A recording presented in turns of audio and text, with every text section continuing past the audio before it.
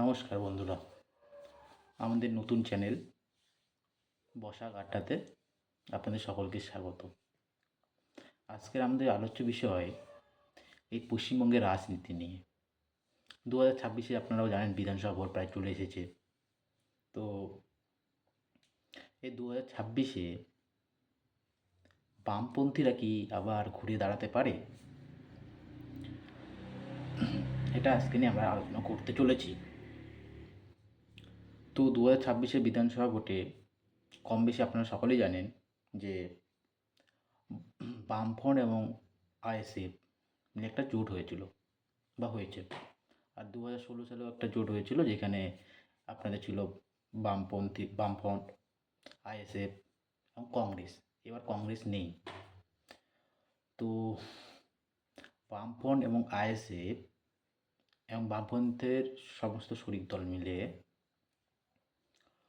এবার কি 2026-এ ভোটে কি তেমন প্রভাব ফেলতে পারে? তবে 2026-এ আইএসএফ একটা ভালো উত্থান হয়েছে। 2026-এ আইএসএফ কিন্তু ভালো ভোট পেতে পারে, এমনকি ভাঙড় বিধানসভায় আইএসএফ সেখান থেকে জিতে বেরিয়ে আসতে পারে। এবার আসছে বামপন্থীদের কথা।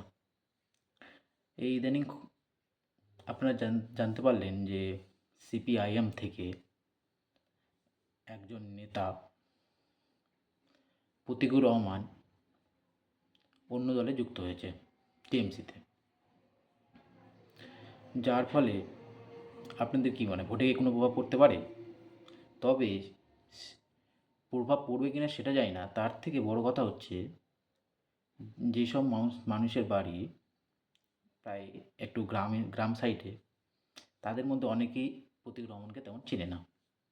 যারা ছাত্র রাজনীতি করতো তারাই বিশেষ করে চিনত প্রতীকুর রহমানকে, এসএফআই যারা করতো। তো 2026-এ বামপন্থীদের সম্ভবত ভালো ফল করতে চলেছে এবং কি বেশ কয়েকটা আসনও জিততে পারে বলে আপনারা অবাক হবেন না। এবার মিনিমাম কম করে 10 থেকে 15 আসন জিততে পারে সিপিআইএম, এবং আইএসএফ তো আলাদা করে। এবং যদি বলেন জোট হিসেবে কয়টা, তবে আমার মন বলছে জোট হিসেবে এবার বামপন্থীরা এবং আইএসএফ মিলে আপনাদের কম করে 20-25টা সিট পাওয়াতে পারে।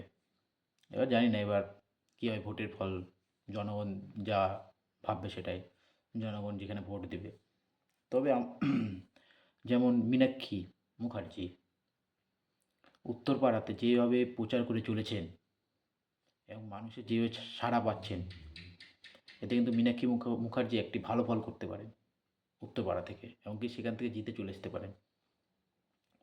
আর ভাঙড় থেকে নওশাদ সিদ্দিকী।